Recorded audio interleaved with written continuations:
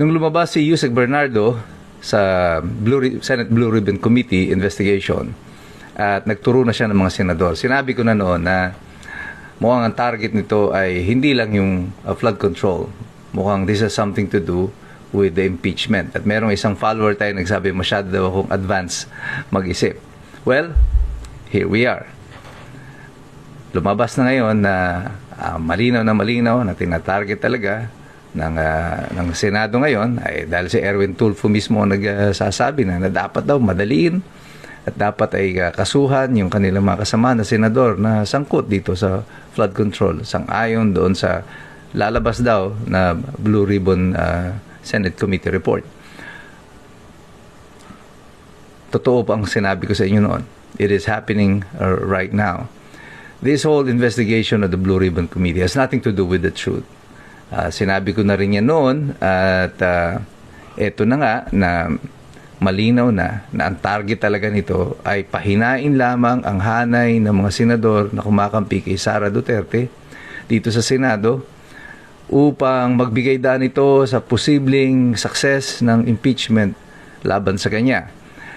Ang House of Representatives, definitely, I think they will endorse the impeachment of Sara Duterte to the Senate. Pero kung sapat ang bilang ng mga senador sa nakampi kay Sara Duterte, ay wala rin mangyayari sa kanyang impeachment.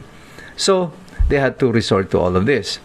Bakit natin sasabihin yan na ganito nga ang intensyon? Well, from the very start, kitang-kita nyo naman, ang unang mga lumabas dito na mga pangalan tungkol sa flood control ay mga congressman.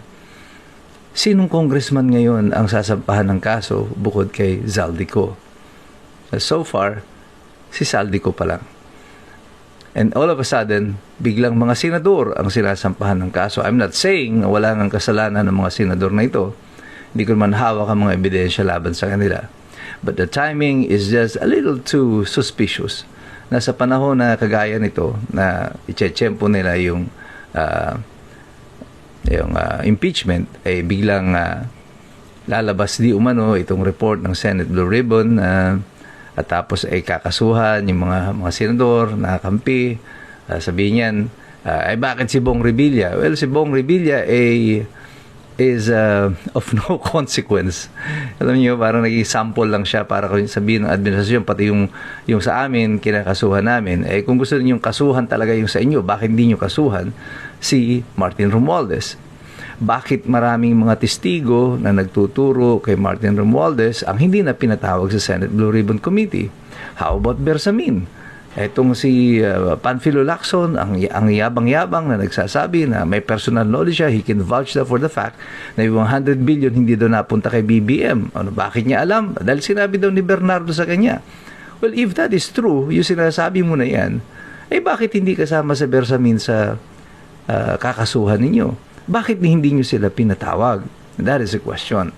So, dito pa lang, ang linaw-linaw na para sa mga mamamayan kung ano itong intensyon ng Senate Blue Ribbon Committee na ito. At ang intensyon nito ay hindi makarating sa katotohanan, kundi pagtakpan ng katotohanan at gamitin ito bilang instrumento upang maging successful ang susunod na round of impeachment against Sara Duterte. That is also the reason why nung pag-upo pa lang ni Ping Lacson dito sa Senate Blue Ribbon Committee, ako ay naglalabas ng video tungkol doon sa mga kung ano yung totoong nangyari dito sa Coratong Baleleng. Because I knew that whatever happened to the Coratong Baleleng cases is gonna happen here dito sa Senate Blue Ribbon investigation na ito. Wala pong mangyayaring pagsisiwalat ng katotohanan dito.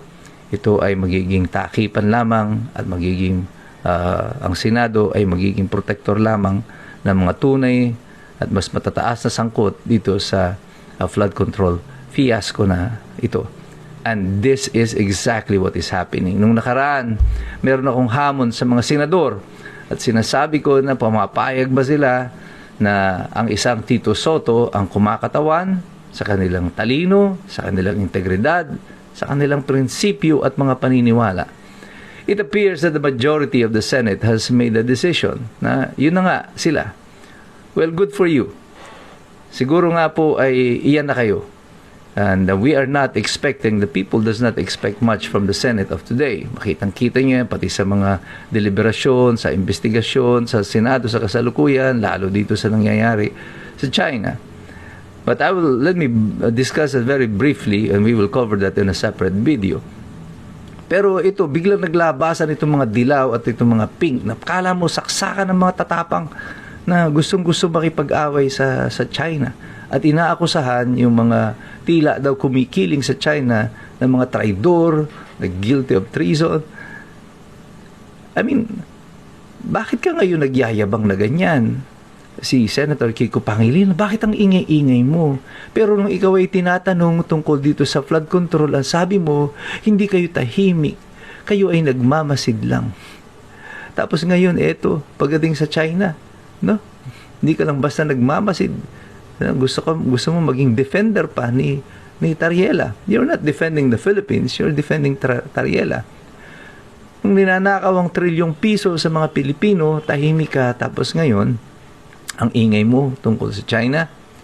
Well, hindi yan lingid sa pansin ng mga ordinaryong Pilipino. Ang nakakatakot po dito, itong mga senador natin na nakaupo, lahat ng mga opisyal na nakaupo sa kasalukuyan, wala na silang pakialam sa perception nating mga Pilipino. Ang mahalaga para sa kanila, alisin si Sara Duterte at all cost. Kaya gusto man natin si Sara o hindi, wala silang pakialam. Kaya guilty ba si Sara o hindi, wala silang pakialam. Ang importante dyan, maalis nila si Sara Duterte before the 2028 election because they cannot beat Sara Duterte. That is a fact. Wala silang kandidatong mailalaban kay Sara Duterte dahil alam nila na gusto ng sambayan ng Pilipino si Sara Duterte, and there is nothing they can do about it. So they have to resort to all of these schemes and machinations, yung mga strategiya at kung ano-ano pa ng mga ploys na ginagawa nila to make sure that Sara Duterte will be out of the picture.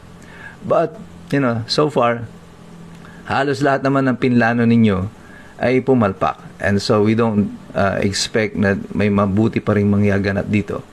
But while kayo ay walang ginagawa, kayong mga nasa dilaw, mga pink, mga pula, mga NPA, mga komunista, binibira ninyo si Sara Duterte, ngayon patuloy na nalulugmok ang bayan sa patuloy na pagbaha. Kailan lang nakita natin ng Iligan, ngayon ang Catanduanes. Nakita natin dito ang epekto ng flood control at ang mga kamalian, yung pagnanakaw. Ito ang bunga sa buhay ng mga ordinaryong Pilipino. Sana kayong mga senador nakaupo dyan, ilabas ninyo yung tapang ninyo para proteksyonan ang sambayan ng Pilipino.